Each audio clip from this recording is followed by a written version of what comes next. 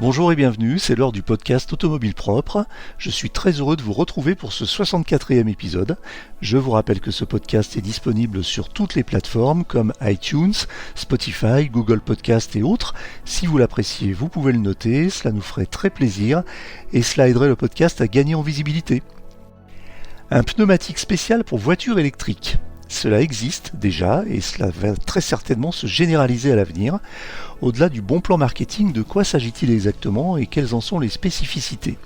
Le manufacturier Apollo Tyres s'est penché sur la question et nous a dévoilé tous ses secrets de fabrication lors d'une visite de son usine à Budapest, suivie d'un road trip jusqu'à Vienne via Bratislava, au volant de voitures électriques chaussées de ce fameux pneu spécial. Alors, un pneu électrique, qu'est-ce que c'est ? Eh bien, c'est un pneumatique qui répond aux contraintes et spécificités de la voiture électrique avec entre autres 3 caractéristiques principales. Il est plus rigide afin de supporter le poids élevé des voitures électriques. Il offre une résistance au roulement inférieure pour favoriser l'autonomie. Et enfin, il est nettement plus silencieux grâce au séquençage des sculptures optimisées par l'intelligence artificielle. Il comporte aussi d'autres avantages spécifiques que nous allons voir en détail dans cet épisode. Autre point d'intérêt, la conception des pneumatiques intégralement modélisée et réalisée sur ordinateur en simulation virtuelle.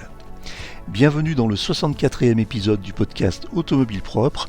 Nous recevons aujourd'hui Nicolas Lecastrère, directeur marketing Europe d'Apollo Tyres. Le podcast Automobile Propre, le podcast qui s'écoute le temps d'une recharge.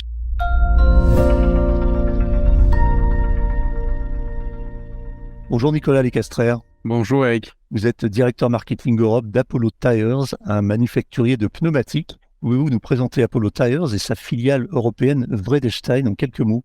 Oui, bien sûr, et c'est un plaisir d'être ici avec vous. Apollo Tyres, le groupe Apollo, c'est une entreprise indienne. C'est un des leaders du marché indien qui possède dans son portefeuille de marques 2 marques, Apollo, la marque Apollo et la marque Vredestein. Nous sommes présents dans un grand nombre de lignes produits, des produits à destination des voitures, des camions, des bus, tracteurs, motos et même des vélos, d'accord, puisque c'est l'historique de notre marque. Nous avons 2 centres de R&D, un en Europe et un en Asie, et 7 usines au total, dont 2 en Europe, une aux Pays-Bas et une autre près de Budapest en Hongrie. Au total, nous comptons une vingtaine de milliers de salariés pour un chiffre d'affaires en 2019 de 2,3 milliards de dollars. D'accord, donc un groupe très important. Alors Apollo, je crois, est la marque la plus connue, on va dire, mais en fait c'est Vredestein qui est la plus ancienne, puisque Apollo est arrivé sur le marché européen et a racheté Vredestein, qui est une société néerlandaise à l'origine. Exactement. Donc c'est intéressant parce que Apollo est la marque la plus connue en Inde, Vredestein est la marque la plus connue en Europe. Et comme vous le disiez, la marque Vredestein, c'est aujourd'hui près de 115 ans d'expérience. D'accord. Donc dans la marque Apollo une entreprise Apollo est née en 1977. Donc on a 2 mondes. Et une entreprise centenaire d'un côté, une entreprise quadragénaire de l'autre, et c'est finalement la somme des 2 qui nous permet vraiment d'être une entreprise globale, à la fois européenne dans nos racines et à la fois indienne dans notre histoire récente. Un petit mot sur le marché du pneumatique au niveau mondial, oui. Croissance, difficultés, crise. C'est une bonne question. Le marché mondial, c'est plus d'1 milliard de pneus. Or, après, la question, c'est comment est-ce que vous segmentez ce marché ? Parce que, encore une fois, les tendances sur les pneus agricoles ou de génie civil ou les pneus d'avion, de vélo, de voiture ne seront pas forcément les mêmes, d'accord ? Puisqu'on touche des marchés qui sont divers et qui sont liés à toutes les activités économiques. On va dire que dans l'activité pneumatique en général, au niveau mondial, on parle d'une croissance qui est similaire à la croissance du parc automobile. Donc, on est sur des croissances de 1-2% par an. Quand vous parlez de crise, c'est intéressant parce que, en fait, je ne sais pas s'il faut parler de crise, mais en tout cas, on peut parler de bouleversements sans précédent ces dernières années, à commencer par le Covid en 2020, puis toute la phase d'après-Covid qui a suivi, d'accord. En 2020, vous aviez des voitures qui étaient à l'arrêt puisque les frontières étaient bloquées, d'accord, et les moyens de transport étaient limités. Forcément, ça a limité toutes les activités d'entretien automobile, et puis quand les frontières ont repris et qu'on a vécu le déconfinement avec différents tempos suivant les pays européens, et on a senti qu'il y avait un rebond très fort, d'accord. Et ce rebond très fort, il a amené d'autres problématiques, qui étaient des problématiques de crise de matières premières, de gestion de la demande, d'inflation. Et puis finalement, en 2022, on a rajouté à cela ce qu'on a appelé la crise des matières premières, la crise de l'énergie, qui était liée à la guerre en Ukraine. Donc, Donc ce qu'on peut dire, c'est que crise, oui, clairement, qu'elle soit à la baisse ou à la hausse, hein, d'accord, puisqu'on se rend compte que soit quand la demande est basse ou quand la demande est forte, ça peut occasionner des difficultés. Bouleversement, c'est sûr. Et quand vous avez aujourd'hui une industrie qui pèse 1 milliard de pneus dans le monde, de toute façon, quand on voit également l'évolution du monde, vous savez que de toute manière, il y a des évolutions à générer et à déclencher. Vous êtes implanté en France ? On est implanté en France, tout à fait. On a une structure commerciale avec une vingtaine de commerciaux. D'accord. Alors vous, par contre, le siège est aux Pays-Bas, près de Amsterdam, c'est ça ? Notre siège européen est à Amsterdam, tout à fait. Alors on va dans le vif du sujet. La semaine dernière, on était en Hongrie, près de Budapest, et puis on a fait un petit road trip avec quelques journalistes pour tester des pneus spécifiques de voitures électriques, et vous nous avez expliqué en détail après la visite de l'usine de Budapest en quoi cela consistait. Donc là, vous sortez un pneu spécial pour voitures électriques et c'est le sujet qui nous intéresse. Alors on a noté qu'il avait un certain nombre de caractéristiques. Quelles sont-elles ? Alors les caractéristiques du Quatrac Pro EV, puisque c'est son nom, c'est que c'est le premier pneumatique all-season spécifiquement conçu pour les véhicules électriques. Donc quand vous parlez d'évolution, quand on parle de rupture, une qui nous marque particulièrement sur le marché français, mais sur tout le marché européen, c'est bien l'évolution et le développement des véhicules électriques. Je crois que les chiffres de l'année dernière attestent de plus de 15% des immatriculations en véhicules électriques. Quand on était sur des tendances à 11, 12, enfin régulièrement au-dessus des 10% de toute façon. Donc bien évidemment, il y a une évolution des usages dans ce domaine-là. Ce qu'on a identifié, c'est que pour les conducteurs de véhicules électriques, il y a des attentes autour de 3 types de performances. L'autonomie, évidemment, le confort et la sécurité, ça reste de toute façon fondamental. Dans ce contexte-là, on a vu que depuis un certain nombre d'années, des produits et des pneus avaient été développés, notamment au travers des constructeurs en première monte. On a vu une formidable opportunité aujourd'hui de cerner des besoins en proposant un produit qui apporte un maximum de résistance au roulement, c'est-à-dire plus d'autonomie, d'accord, et moins de consommation d'énergie par moins d'échauffement. Un minimum de résistance. Un minimum de résistance au roulement, oui, tout à fait. Ouais. Et un maximum de confort. Puisque quand on est dans un véhicule électrique, on est beaucoup plus sensible au bruit extérieur et au bruit de roulement. Et par rapport à ces fondamentaux, qui sont donc un minimum de résistance au roulement et un maximum de confort, on a bien identifié que la sécurité, c'était un must. Et donc pour cela, quoi de mieux qu'un pneumatique all-season pour être prêt à affronter tous les aléas climatiques, quel que soit le moment dans l'année. Alors il a une autre caractéristique, ce pneumatique, d'après ce qu'on a pu voir la semaine dernière dans la démonstration à Budapest, c'est qu'il est nettement plus silencieux, parce qu'une voiture électrique est de base plus silencieuse qu'une voiture thermique du fait de la motorisation.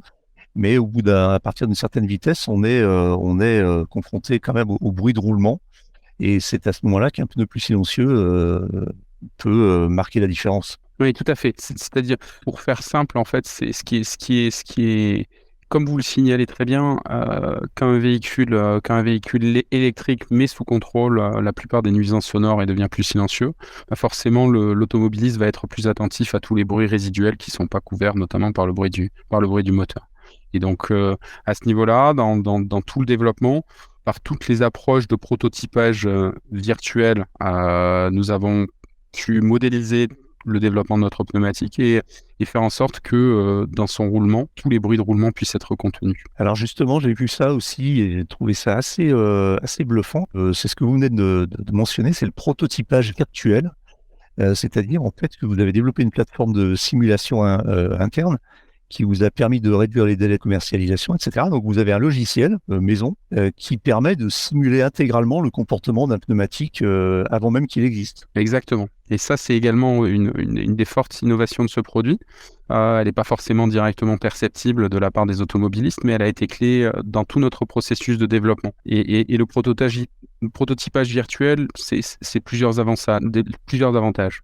Le premier, bien évidemment, il est au niveau du respect de l'environnement et des coûts, parce que ça veut dire quoi ? Ça veut dire que pendant tout le cycle de développement de votre véhicule, où vous procédez par essai-erreur, vous n'avez pas besoin de faire rouler des véhicules pendant des kilomètres pour vous rendre compte de la performance.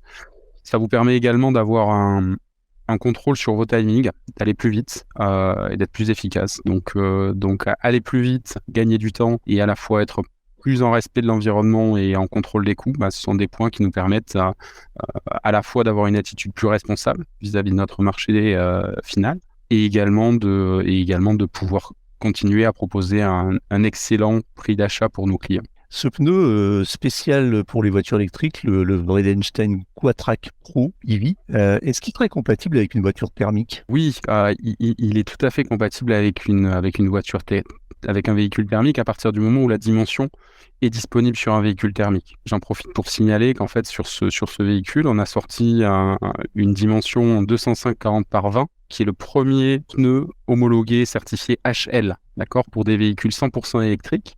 Parce qu'une des spécificités d'un véhicule électrique, c'est d'avoir un couple plus important et une masse accrue par rapport à un véhicule thermique. Donc ça veut dire quoi? Ça veut dire que l'architecture des pneumatiques est en train d'évoluer et donc vous avez certaines dimensions qui sont exclusivement conçues pour des véhicules électriques. Pour des dimensions qui existent à la fois sur des véhicules électriques et sur des véhicules thermiques, oui, sur des véhicules thermiques, vous aurez un bon niveau de performance.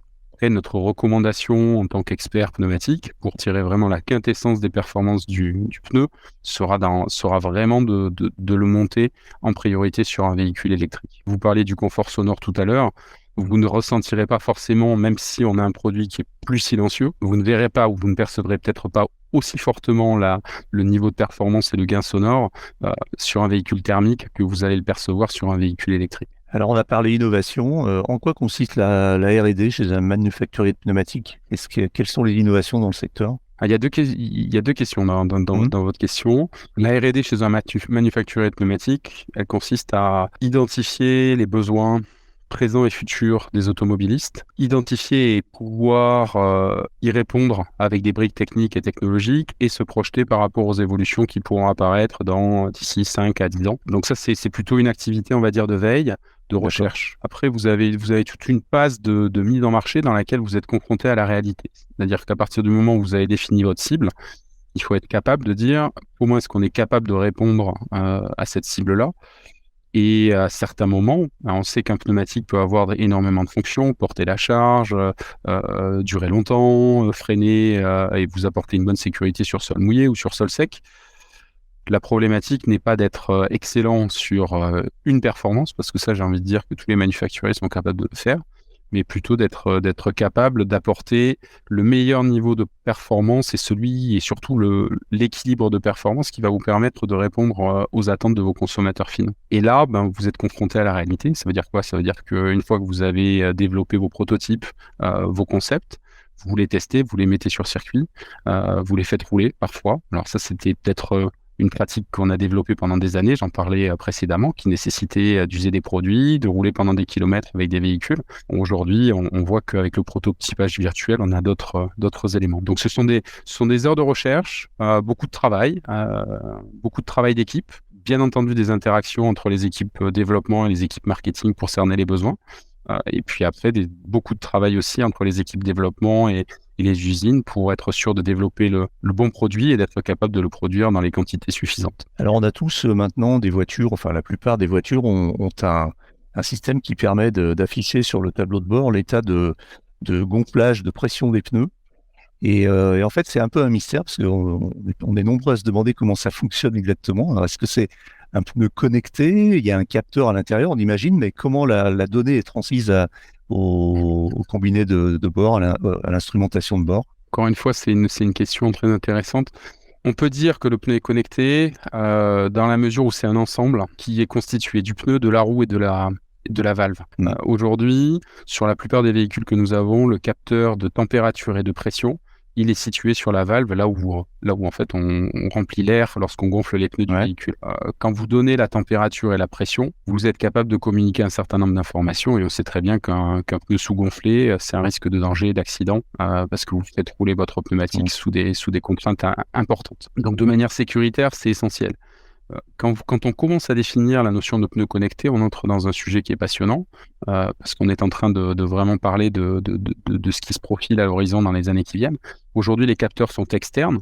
Il y a déjà aujourd'hui des technologies qui permettent d'avoir des capteurs à l'intérieur des pneumatiques. On peut parler de briques relativement simples quand on parle de technologie RFID qui permet en fait qui équipe déjà peut-être votre lave-linge, votre stylo, votre smartphone, votre carte de paiement ou de transport. Donc ça, ces technologies-là, il y a des moyens aujourd'hui de mettre en place ces données-là à l'intérieur du pneu pour lui permettre de dire comment il s'appelle, quelles sont les informations techniques, le lieu de production, la date de production, ce type d'éléments et demain, pourquoi pas d'autres plus de choses encore. Le RFID, c'est une chose. On peut avoir aussi des capteurs aujourd'hui qui sont externalisés et que demain, on peut tout à fait. Enfin, je pense que c'est des choses que techniquement, on sait déjà faire sur des séries de production. On peut intégrer à l'intérieur du pneumatique de façon à envoyer un certain nombre de données, la température, la pression à l'intérieur du pneu. Si vous croisez ça avec un gyroscope, avec différents éléments ou avec d'autres données qui sont à l'intérieur de votre véhicule, vous pouvez en déduire d'autres éléments. La pression, c'est peut-être la première brique. Demain, pourquoi pas, ça pourrait être également l'état de santé de votre pneu, sa longévité, pourquoi pas la géométrie de votre véhicule si vous avez besoin, si vous vous rendez compte que vos pneus sont pas correctement alignés, si vous avez un petit souci de suspension, ce genre de choses. Donc c'est de plus en plus dans ce domaine-là on sent que les manufacturiers et le marché commencent à se tourner. La véritable question qu'il y a derrière, c'est communiquer, oui, mais pour dire quoi et avec quel intérêt pour l'utilisateur final. D'accord. Et là encore, entre des professionnels, des flottes de véhicules poids lourds ou le véhicule particulier, vous n'aurez peut-être pas forcément les mêmes attentes. On imagine que pour une flotte, ça serait possible à terme que toute la data récoltée par les pneumatiques d'une flotte de voitures soit centralisée dans le logiciel de gestion de flotte et que ça permette d'anticiper l'entretien et puis toutes les notions de sécurité pour les collaborateurs. Ouais, je pense que vous le dites très bien. La maintenance prédictive, c'est un bénéfice très simple à évoquer parce qu'un véhicule immobilisé, ça coûte de l'argent. Quand vous anticipez, vous pouvez optimiser le temps d'arrêt, vous assurer que vous avez le produit au remplacement qui est déjà prévu et opérer le changement, par exemple, pourquoi pas, quand les jours de week-end, quand le véhicule ne roule pas. Donc, vous maximisez l'utilisation et vous contrôlez les coûts de fonctionnement. Donc ça, je pense que là, on est en train de parler de bénéfices qui peuvent être très, très clairs pour des flottes, effectivement. Une dernière question, on sait que dans le domaine, la compétition est souvent clé pour favoriser l'innovation. On le voit bien en Formule 1, où les meilleurs progrès en termes de performance sont souvent directement issus des pneumatiques. Est-ce que vous-même, vous êtes impliqué en course ? On est une entreprise de taille modeste. On croît très vite, on est ambitieux. Avec 2 milliards de chiffre d'affaires, notre problématique numéro 1, elle est de choisir nos combats et de définir nos priorités. Parce qu'on sait évidemment que se pose en permanence la question des ressources et des choix. Pour l'instant, on ne considère pas que pour progresser dans notre recherche et développement, la compétition, ce soit un asset, un outil qui nous apporte un retour sur investissement suffisant en termes de savoir-faire. D'accord. Donc on a des équipes recherche et développement qui sont très compétentes et très motivées à John Joes comme à Amsterdam. La compétition pour nous, elle se passe plutôt sur le marché du remplacement parce que je vous disais que nous sommes une entreprise ambitieuse. Ce qui est très important pour nous, c'est d'occuper les podiums lors des tests presse qui sont organisés au niveau européen par certains magazines. Et ce qu'on aime bien, c'est aller tutoyer les meilleurs, les premiers de la classe. On a la faculté de le faire assez régulièrement, en étant parfois numéro 1, parfois dans les 3 premiers, parfois dans les 5 premiers. Historiquement, on a un savoir-faire en hiver et on a un savoir-faire en all-season. On a été pionnier dans ce domaine-là en étant un des 2 premiers acteurs à lancer le pneu all-season il y a exactement 30 ans. Et vous pouvez constater que dans la presse européenne, au niveau de cette compétition entre manufacturiers, on est toujours bien classé. Et ça, c'est un aiguillon très fort pour nos équipes recherche et développement. Le deuxième point, c'est la première monte. Là aussi, on fait le choix de pas être présent partout, mais on a des partenariats assez solides avec bon nombre de constructeurs allemands, notamment BMW. Vous avez pu voir récemment que nous avons été homologués en première monte sur le X1 de BMW avec notre gamme été Ultrac. On est également homologué sur la série 2 Active Tourer de BMW. Quand vous travaillez avec des constructeurs et des acteurs aussi exigeants, chaque homologation, chaque test est une compétition. Donc l'aiguillon et le savoir-faire pour se projeter dans le court terme, mais également dans les attentes consommateurs qui seront là dans 3, 4, 5, 10 ans. Ce sont des choses que nous vivons au quotidien par le biais de la première monte. À ce sujet-là, je voulais juste féliciter nos équipes R&D qui nous permettent régulièrement de prouver la qualité de nos produits. Et ça, aujourd'hui, quand je vois Quand je vois notre taille, bon, c'est très respectable. Le pneu spécial voiture électrique Quatrac Pro qu'on a évoqué tout à l'heure, est-ce qu'il est homologué en première montre quelque part chez un constructeur? Il n'est pas encore homologué. On a des discussions avec les constructeurs automobiles. Nous avons la conviction que c'est un vrai atout et c'est un vrai besoin consommateur qui est là. Les constructeurs automobiles commencent à basculer progressivement de gamme été vers des gammes toute saison. Je pense que nous sommes ouverts à en discuter et de toute façon, nous sommes en contact avec certains d'entre eux pour faire homologuer le produit. Il est encore un petit peu tôt pour en parler. Nicolas Lecastrère, j'ai une dernière question à vous poser qui est une question plus personnelle que je pose à tous mes interlocuteurs. Est-ce que vous roulez en voiture électrique vous-même? Je ne roule pas en voiture électrique, je roule en vélo électrique. À Amsterdam, le paradis du vélo, le paradis de la piste cyclable, fait qu'il est très très facile de circuler dans la ville et je suis sportif. Vous parlez de points d'intérêt ou de points personnels, je suis marathonien, coureur à pied. Venir régulièrement au travail, sur mon lieu de travail en vélo, ça me permet de garder la forme. Et en même temps d'être sûr d'avoir une empreinte carbone sous contrôle. Alors moi, je ne roule pas avec un véhicule électrique. Mes collègues, majoritairement, sont de grands utilisateurs parce que Amsterdam, outre la pratique du vélo, est une ville particulièrement connectée. Vous avez énormément de chargeurs électriques dans la plupart des rues, que ce soit dans les parkings d'entreprise ou dans les rues accessibles pour les particuliers.